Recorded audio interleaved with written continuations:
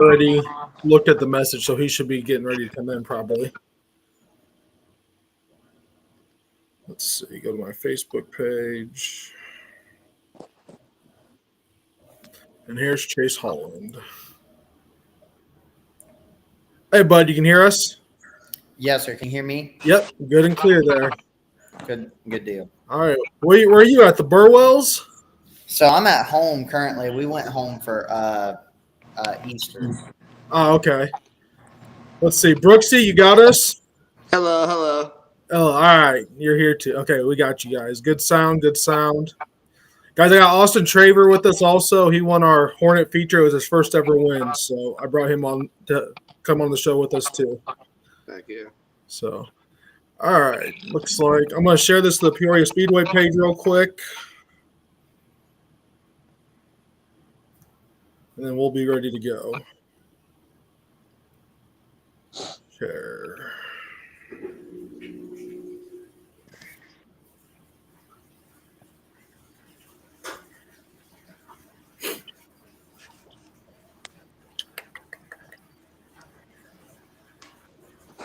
We've already got people coming in, so we're good to go there. I'm gonna let the dog out real quick. I'll be right back. Yeah, you got a minute. Just want to get this shared real quick, and then we'll get going on it. Oh my goodness.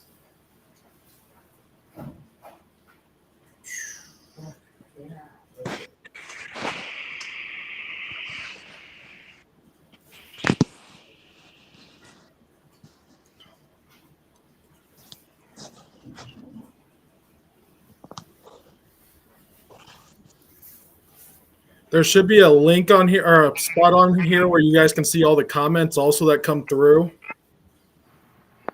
Oh yeah.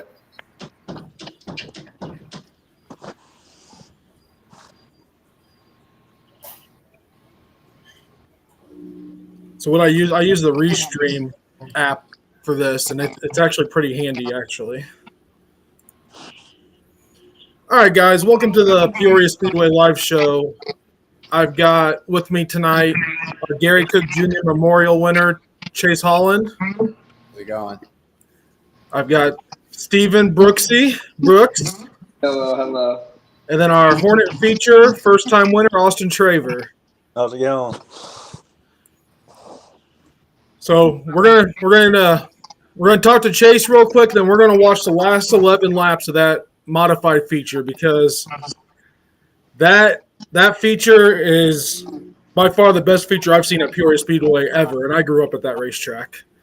And I'm sure you guys could tell I was pumped on that receiver after the race, and that's why I had all four of you guys stop on that front stretch, all four of you get out to hear the crowd, and all four of you get in that victory lane picture because it was just badass. It was a great race. Chase, you had never even seen Peoria Speedway before.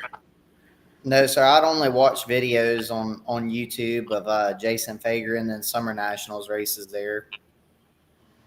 So, typically, last year we put brand new dirt on this racetrack.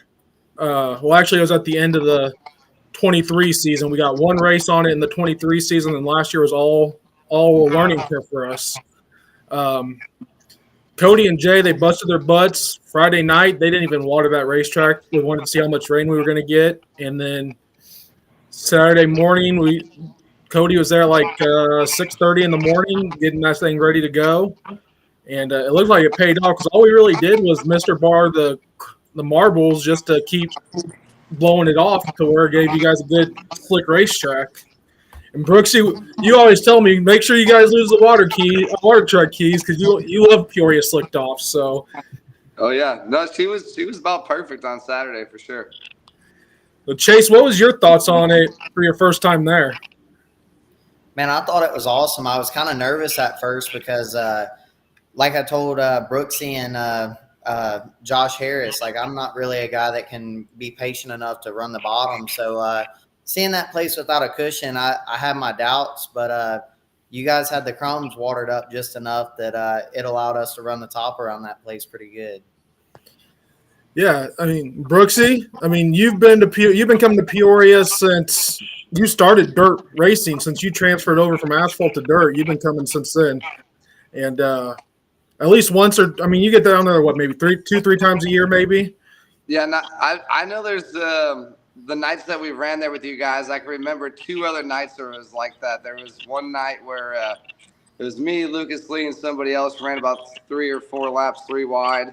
And then there was another night, I think it was a Cook Junior night, where me and Alan Weiser run about the last 5 or 6 laps side by side. And I got all dueled that night too. But no, the track was really good. Like, it had the little bump in one, which, one bump on the entire racetrack's not really a big deal. That just gives us a little bit of something to avoid, a nice little obstacle. And Chase and Neville and those guys, they weren't scared. They were throwing sliders through that hole, and I was just waiting for it to, I don't know, get a little too crazy and be able to sneak by on the bottom.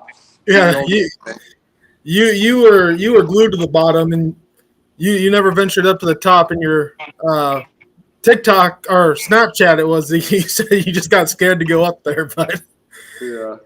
No, let's go ahead and let's watch that last 11 laps real quick. Because it was, if anybody missed it, it was a good race here. So let's go ahead and let's watch that last 11. All right, nice clean one start. No brake checking. Don't ride the brake, please.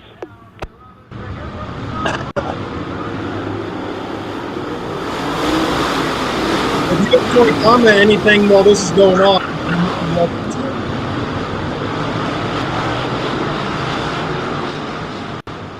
Chase, if you want to give anything, or Steven, if you want to say anything while this is going, go ahead and let the fans know what you guys are thinking during this.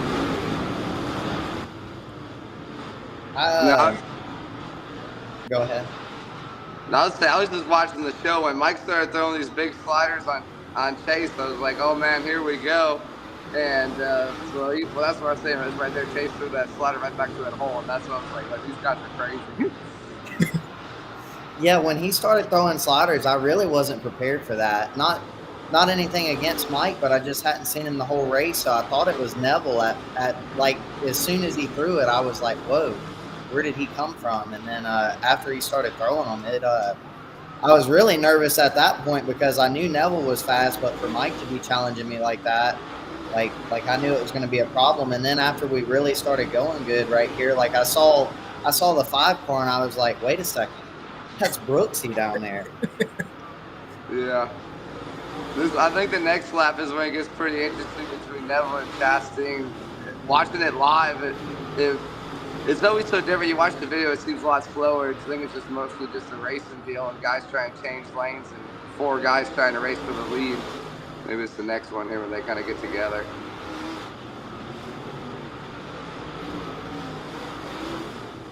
Yeah, I was really getting excited here. I was like, oh, E-Car, please just dig on the bottom.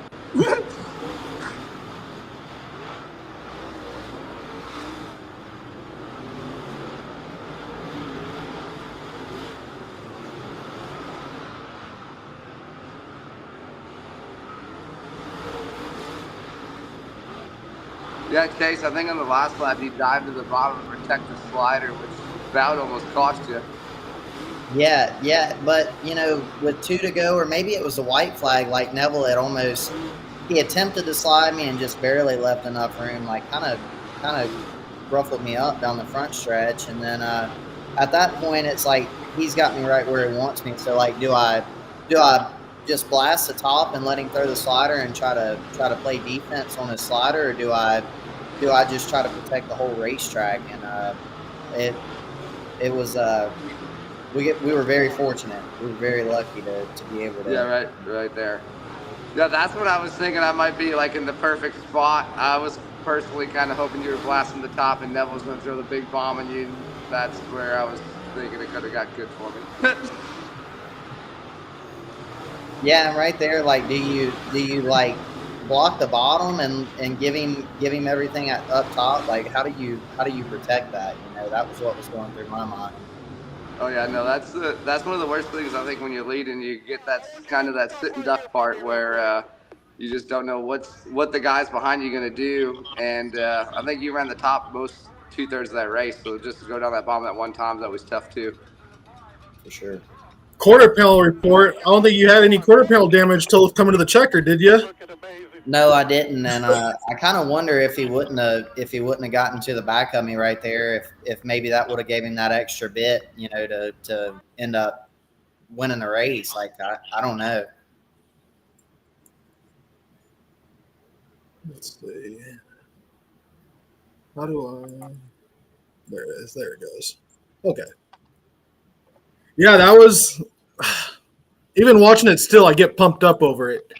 It's just for me who grew up. I mean, Austin grew up at Peoria too, but this is my 21st season down there, and as an official, and to see that race and see what you guys did, just it blew my mind. And it makes me excited about this coming weekend for the Mars race. Hopefully it blows. They do the exact same thing they did for this one, and it blows off, and you guys can go out there and put on a show that you guys put on again this coming weekend. Are you planning on coming this weekend, Chase? I'm going to Brownstown Friday night, so my deal is very much performance dependent. If I struggle at Brownstown, I'm probably going to venture off to Macon. If we do decent at Brownstown, running the top 10, top 5, and feel competitive, then we'll certainly be at Peoria. But like I said, it's performance dependent for us. Yeah, and that's completely understandable. Brooksy, what's your plans for this weekend? I think I'm coming to see you. I'm racing Kankakee Friday, so we're going to survive that and then come on down. So Steven is a very big, if you're paying attention to his Facebook page, he is trying to help promote Kankakee Speedway as much as possible, helping Billy Nippenberg up there, just like some of our locals do for Peoria down here. And I know Billy appreciates the heck out of it, what she tried doing for up there. I mean, like you said, the biggest paying modified purse is coming up here in May up there. So, yeah, Chase has to come up to our parts May 2nd. We got $5,000 to win, 500 to start. So make the show. It's got some good tow money, and it'll be a good show all the way out. It's nice, dirty, slick, old, slow racetrack. There's like a wall around it too, so there's a wall, so you can bang. You'll be fine. Okay. Yeah. We might show up then. Yeah. I haven't been up there since they put the wall around. Because before there was no wall in 1 and 2 when I used to go up there, and now there's a wall from the exit to all the way around now. But I need to get back up there. My work just hasn't allowed me to get up there, and I used to get up there 3 times a year probably. So I'll have to try and get up there and check out that May 2nd race as long as Cannon don't have a kid mod race somewhere if we get the car going again. So, Chase, what's your plans for the summer? Have you thought about maybe doing some summer national racing or? For sure. So I'm staying at Burwell Motorsports. Blaze and Lindsay Burwell have been nice enough to let us stay at their shop and kind of race out of there. So that's kind of home base for us, and they're pretty well central to really some of the best racing in the country. So with that being said, like just every weekend, I plan to race as much as possible and try to develop my program as best as we can. So yeah, definitely. Again, it's all performance dependent. Like if we're doing good at the time that Summer Nationals pops up, like we'll definitely run as much of it as we can. But just trying to have as much fun as possible and as much success as possible is without spending too much money doing it, Yeah. Yep. So is there anybody you'd like to thank before we go ahead and let you off? I really do appreciate you coming on to the show. We don't keep these things very long, but I'm happy to have you on here, and I don't want to hold up your night too much, but anybody you'd like to thank before you go ahead and head out of here? Yeah, for sure. I want to thank the good Lord first and foremost. I want to thank my family, and then of course all the amazing sponsors that make this deal go around. We'd be here all night if I sat here trying to, thank those people, but I genuinely am very thankful that they helped me get up and down the road and do what I'm doing. But the biggest thing, like, coming from where I'm at, and not that anybody is it's not necessarily that they're rough, but they just don't race. Like drivers aren't as, the racing is not the same down here. So when I show up to a place like Peoria and I'm able to race with 4 other guys like that, like that's just amazing to me. So I want to thank them for, obviously racing me clean and, having a lot of give and take right there. Like, it was fun racing with Brooks and all of them. I hated to see that Josh Harris had that early on in the race. I think he would have been the hardest one to beat out of all of us, really, with the way the track was. Yeah, Josh had that left front brake and couldn't stay out there any longer. But Josh has had pretty good success at Peoria also. Kind of is like the Clarksville Speedway, I would say. That's always what I told them guys when they started coming up here on the AMS days. Just compare it to Clarksville. That's what I told them. So, well, we appreciate you coming on, Chase, and good luck at Brownstown Friday night, and hopefully we see you at Peoria on Saturday. Yeah, for sure. Good luck to both of you guys. Hopefully y'all have a good weekend, and we'll see y'all at some point. All right. Thanks, Chase. All right, man. All right, Brooksy, we'll talk to you too. Like you said, your schedule, you're looking at Kankakee on Friday nights, and then you kind of hit and miss on Saturdays most of the time. Yep. You got a lot going on with the kiddos now too, so.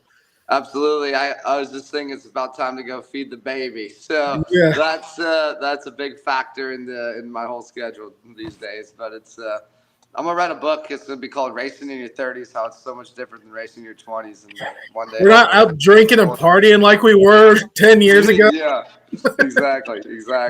We just talk about it now. Yeah, we just talk about what we used to do. Yep.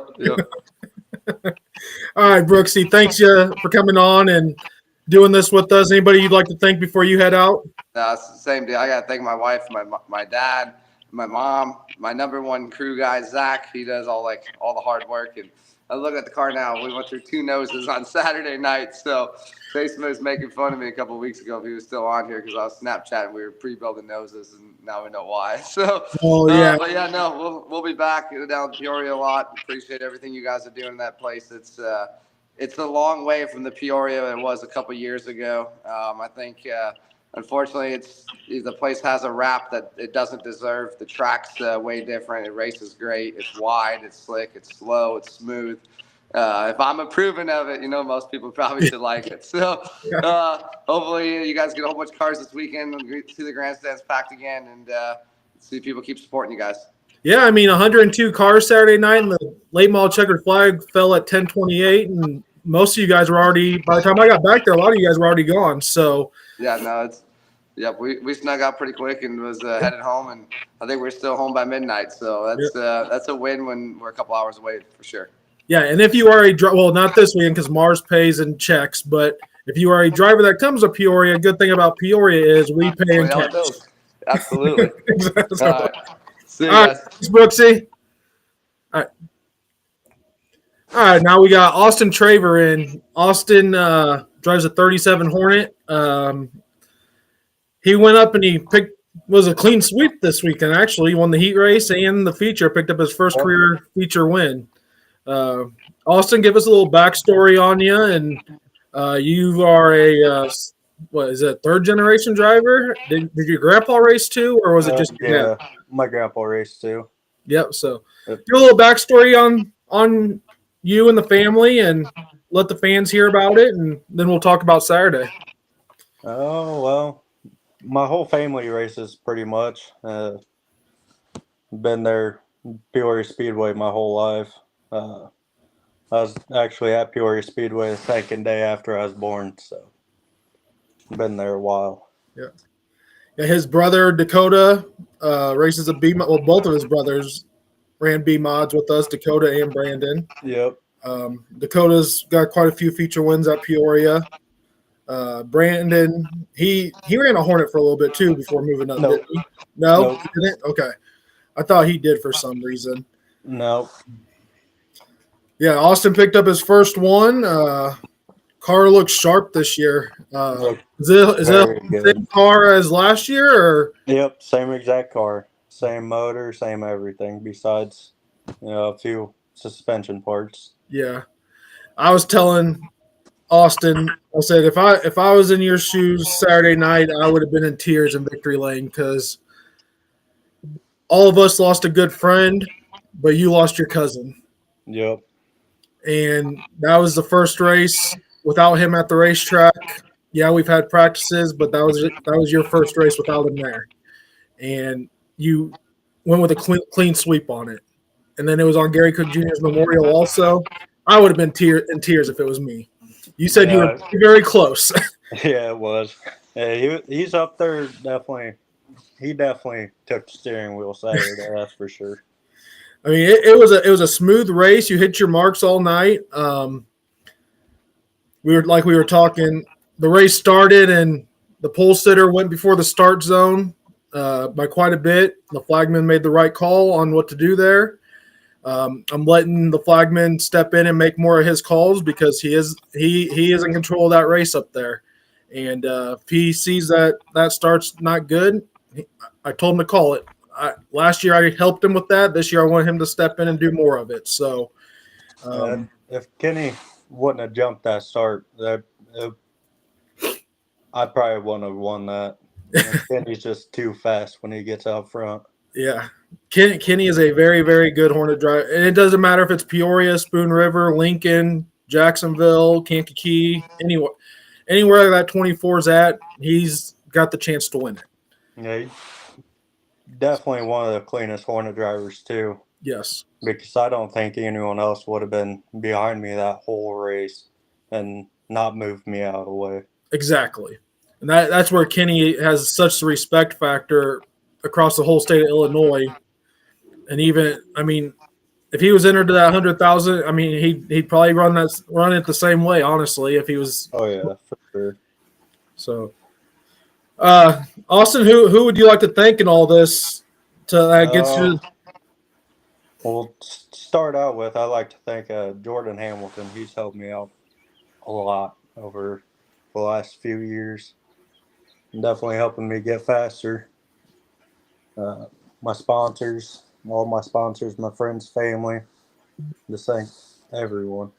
Yeah, it was you had the whole family down. I didn't see your mom. It was your mom with Lexi?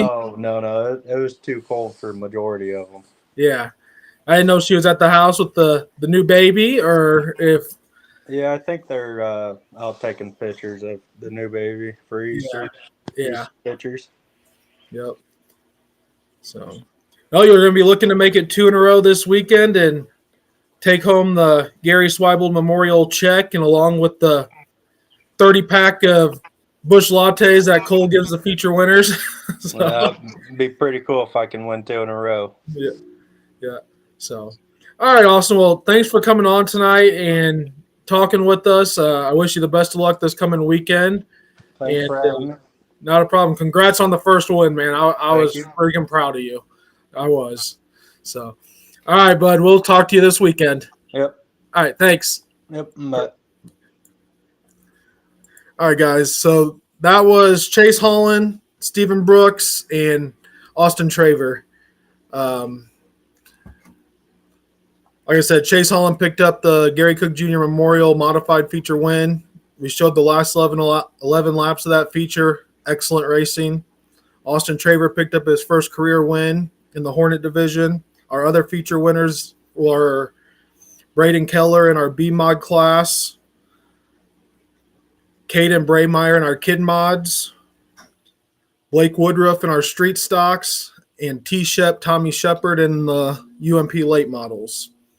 This coming Saturday is the Gary Swibel Memorial.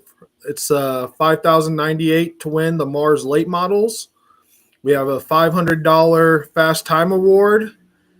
I believe the hard charger award right now is set at $298. Each lap led, $50 goes to the leader of that lap. So there is a lot of money on the line extra that somebody can win.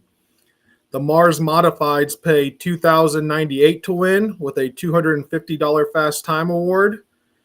And then they're at $30 a lap. Also for both, the Peoria Heights VFW is putting up a Honor of the Military. If you have that sticker on your car, the winner of the late model and modifieds will get an extra $100 if they have the sticker on their car. We are also racing our B mods for $568 to win. Our Hornets are $400 to win, and our KB Auto Parts Kid Mods are 100 to win. Pit gates will open at 2 o'clock. Draw closes at 5. If you miss draw, you are starting last in your heat race. Even if your class qualifies, you are starting dead last. Drivers meeting for us is at 5:15. The Mars Late Models and Mars Modifieds are going to do theirs at 5 o'clock. Mars Late Model Hot Laps will start at 5:30, and then they will come back with qualifying, and then our B mods will qualify, then we'll go right into the late model and modified heat races. Late models and modifieds will be first and second for heat races and features all night long. Grandstands will open at 4:30. It is $25 to get into the grandstands. Kids 10 and under are free. Pit passes are $40. Kids 10 and under are $20. I hope to see everybody out this weekend for the Gary Swibel Memorial. I just said the cost there, Adam. It's $40. Yes, Jason, we will have the pit gates open Friday night. If you want to come in and stay the night, we will. I'll get with Cody. We'll have the pit gates open. If anybody from Farmer City or Brownstown want to come up and stay, they can go ahead and come up and get to the track and stay. But again, it's $40 for the pits. Kids 10 and under are $20. $25 for the grandstands. Kids 10 and under are free. All right, so that's all I have tonight. Thanks for joining in for the Peoria Speedway live show. Hope to see everybody Saturday night, and we will get a few of our feature winners on from this coming week's Gary Swibel Memorial and have them on for next week's Peoria Speedway live show. Thanks, guys.